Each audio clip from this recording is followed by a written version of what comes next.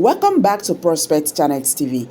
My people, we don't come back again with another Ubonge update. The Nigerian government have been exposed how they defied the UN order to release Nnamdi Kanu. Now, this is not just Nnamdi Kanu matter again. It's just about a whole region. We are talking about the Southeast. Nigerian government is holding the Southeasterners in captivity. Today, the global system, they have struck. Why must the Nigerian government keep holding Nnamdi Kanu after UN order and all that? Nigerian courts have, decided Nnamdi Kanu's fate, but the federal government of Nigeria said no. So my people, this matter is no longer Nnamdi Kanu again. Let's see what is happening right now. I will be right back. Nnamdi Kanu saga. The United Nations has asked Nigerian government to immediately release Nnamdi Kanu unconditionally and pay him adequate compensations for the arbitrary violation of his fundamental human rights. So it also recommended that government officials responsible for the torture meted out on the IPOB leader be investigated and punished. How do you see the federal government responding to this? It's difficult to predict how exactly they are going to respond. But, of course, the government will try its best to defend itself, but it has to defend itself within the ambit of United Nations conventions. This whole problem emanated from the forceful arrests and relocation of Nnamdi Kanu from Kenya to Nigeria.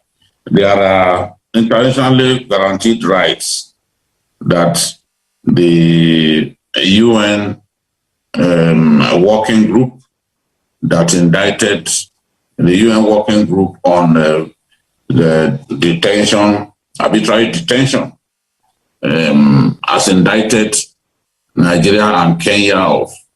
Ideally, if you want to put someone on trial, a fugitive who ran away from your country, if you want to put him on trial and he's in another country, he has to go through an extradition trial. In this case, there was no extradition trial in place.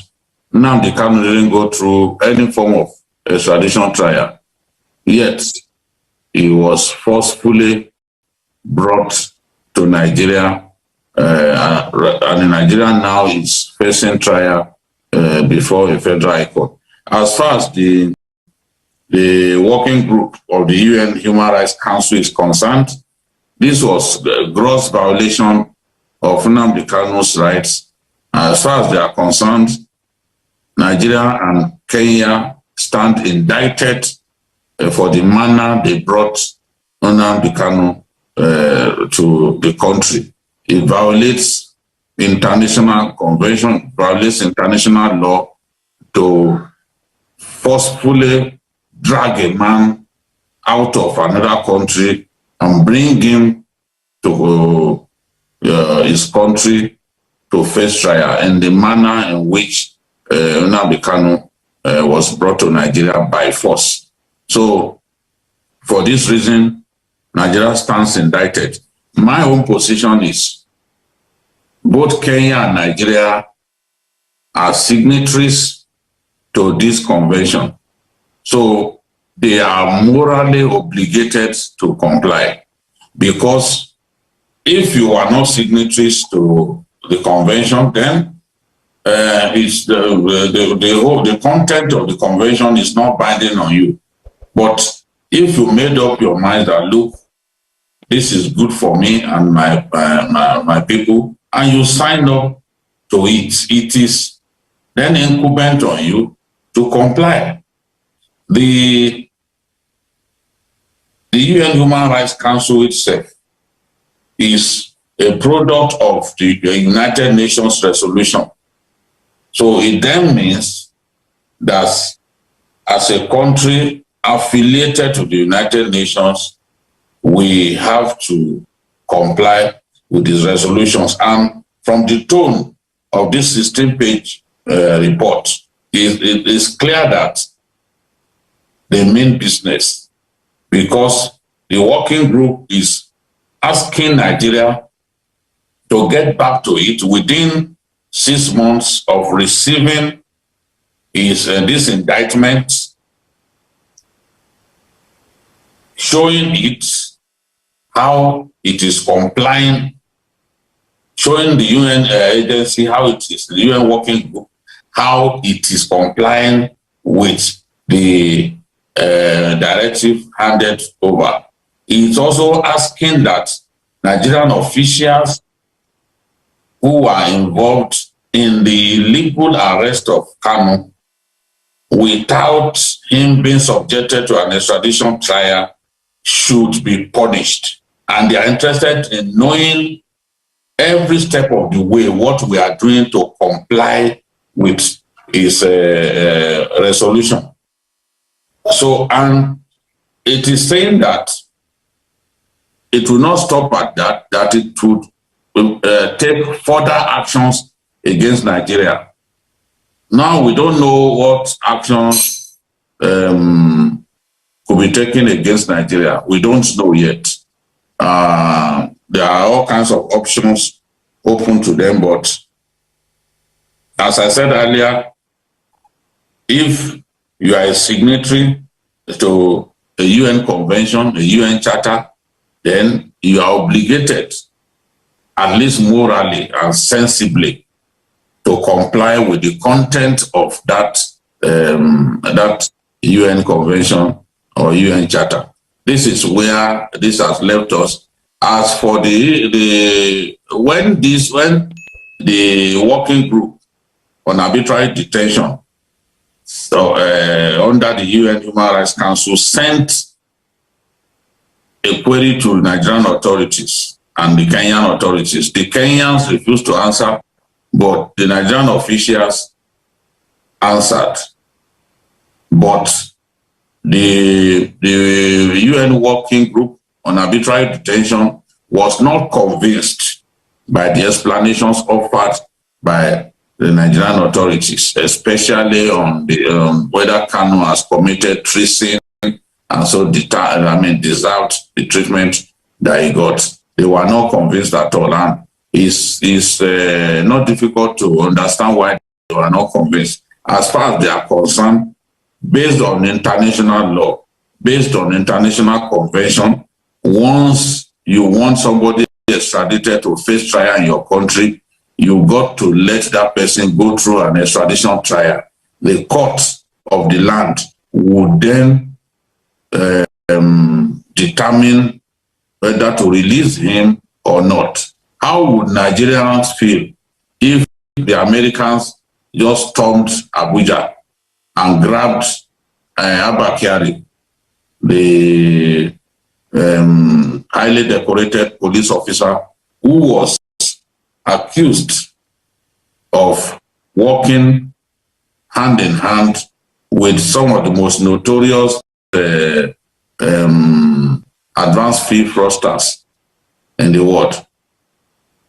One of those advanced fee fraudsters is a man from Nigeria who was said to have met Abba Kyari in Dubai.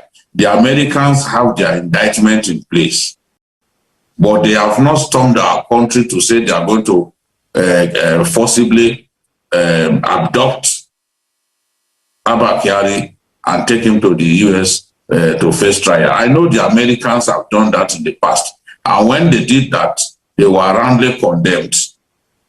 I can't, as a person, condemn America for abducting Manuel Noriega, the former president of Panama, and some of the other world leaders that they had taken prisoner, and then say that my country did the right thing in the way it handled the Kanu matter. Whatever is right, whatever is wrong is wrong. If the UN convention is that a person should undergo extradition trial, when a request is made for that person, then that should be the law. That should be the way people are taken out of another country to face trial in the country where they are deemed to have infringed on the laws of the land. So we didn't do that in the case of Kanu. We took him by force. We subjected him to inhumane conditions and brought him to Nigeria, where he's now facing trial. What we did was against international laws. No matter what anyone feels, it was against international law, and that is why this indictment has come. And Nigeria must not take steps that will cause it to be treated as a pariah nation, that will cause some of our partners that we cherish to begin to see us as a lawless nation, as a nation that does not respect the UN charters and the UN conventions. Yeah, right. So guys, as you can see, this arrest of Nnamdi Kanu and this continued incarceration, this court trial, whatever, you can see it's not just Nnamdi Kanu. This is just like going against a whole region. So why would the Southeasterners not say they are being marginalized? Why would they not say they are not being treated well in a country they are supposed to be part of? With all these voices everywhere asking Nigerian government to release Nnamdi Kanu unconditionally, and they are still holding him. Now they have started retrial of Nnamdi Kanu. Only God knows what they are up to this time around, because courts have decided Nnamdi Kanu's fate in 2022, but the Nigerian government said no. So tomorrow is another day. Nnamdi Kanu will be appearing in court. I'm dropping it here. Drop your comment below the comment section. Share this video, let it go viral so that the world, Nigerians, especially the Biafrans, will understand what is happening in this Nnamdi Kanu's trial. Thank you. Bye for now.